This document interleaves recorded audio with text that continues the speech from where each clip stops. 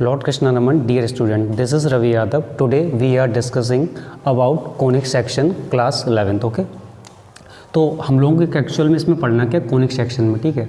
तो conic section में actual में हम लोगों को टोटल 4 टॉपिक्स पढ़ने हैं। फर्स्ट हम लोगों को पढ़ना है सर्कल के बारे में, सेकंड हम लोगों को पढ़ना है पैराबोला, ओके पैराबोला।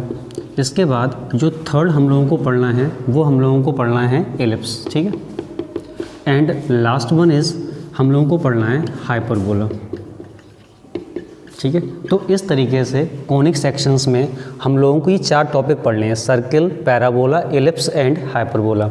अब एक चीज़ आप लोग अच्छे से ध्यान रखिएगा, ये जो चैप्टर्स हैं वो आपके 12th क्लास में भी बहुत ज़्यादा हेल्पफुल हैं, क्योंकि जब हम लोग एप्लीकेशन ऑफ इंटीग्रल्स, जैसे कि आप लोगों ने डिफरेंशिएशन इंटीग्रेशन के बारे में सुना होगा, तो जब हम लोग इंटीग्रेशन पढ़ेंगे और वहाँ पर हम लोग एप्लीकेशन ऑफ इंटीग्रल्स पढ़ेंगे तो वहाँ पर इनका यूज़ 12th क्लास में बहुत ज़्यादा है। तो इसलिए इन टॉपिक्स को अच्छे से आप लोग समझिएगा और जैसे बता रहे हैं उसको हम लोग वैसे करेंगे।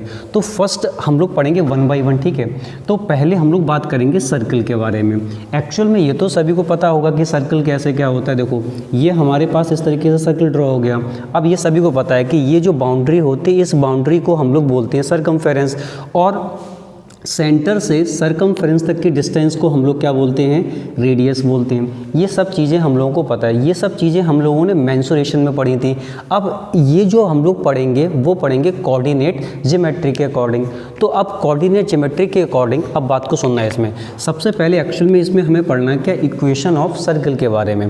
तो अब हमारे पास जो भी इक्वेशंस होती हैं वो 2 टाइप की होती हैं। एक अपना कहलाता है स्टैंडर्ड, ठीक है, और दूसरा अपने पास कहलाता है जर्नल इक्वेशंस। तो हम लोगों को कौन कौन सी इक्वेशंस पढ़नी है, स्टैंडर्ड इक्वेशन पढ़नी है और हम लोगों को जनरल इक्वेशंस पढ़नी है। तो पहले हम लोग पढ़ेंगे सर्कल के बारे में। आज हम लोग जो पढ़ेंगे वो पढ़ेंगे सर्कल के बारे में कि एक्चुअल में सर्कल में कैसे क्या होता है।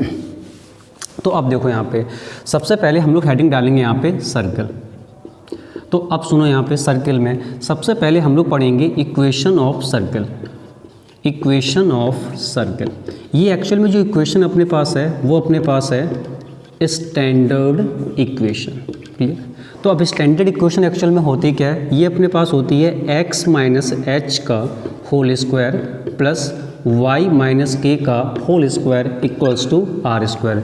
ये जो इक्वेशन लिखी हुई है इसी इक्वेशन को हम लोग क्या बोलते हैं, इक्वेशन ऑफ सर्कल। अब इसमें सब चीज़ें सुनो यहाँ पे हमारे पास ये जो h कॉमा के होते हैं, h कॉमा के अपने कहलाते हैं सेंटर, ओके, और यहाँ पे जो r होता है ये अपने पास कहलाता है रेडियस। क्लियर है। तो ये हमारे पास आ गए। तो एक तो इक्वेशन अपने पास हो गई है स्टैंडर्ड इक्वेशन, आप लोग इनको नोट डाउन करिए, ठीक है। अब इसके बाद सेकंड हम लोग इसी में पढ़ेंगे जनरल इक्वेशन के बारे में। तो अब सुनो एक्चुअल में जनरल इक्वेशन में क्या होता है, जनरल इक्वेशन के बारे में पढ़ना है। तो ये तो हमारी स्टैंडर्ड इक्वेशन हो गई है। अब हम लोग इसमें पढ़ना है जनरल इक्वेशन। तो जनरल इक्वेशन अपने पास क्या होती है, ये होती है x square plus y square plus 2gx plus 2fy plus c equals to 0। अब ये जो इक्वेशन लिखी हुई है इसी इक्वेशन को हम लोग क्या बोलते हैं, जनरल इक्वेशन, वो भी किसकी, सर्कल की। अब यहाँ पे सुनना है कि इसको, इसका जो सेंटर होता है वो होता है माइनस जी कॉमा माइनस एफ, और यहाँ पे जो रेडियस होता है ये अपने पास होता है under root G square plus F square minus C, ठीक है। तो इस तरीके से हम लोग सेंटर और रेडियस को कैलकुलेट कर लेते हैं। क्लियर है।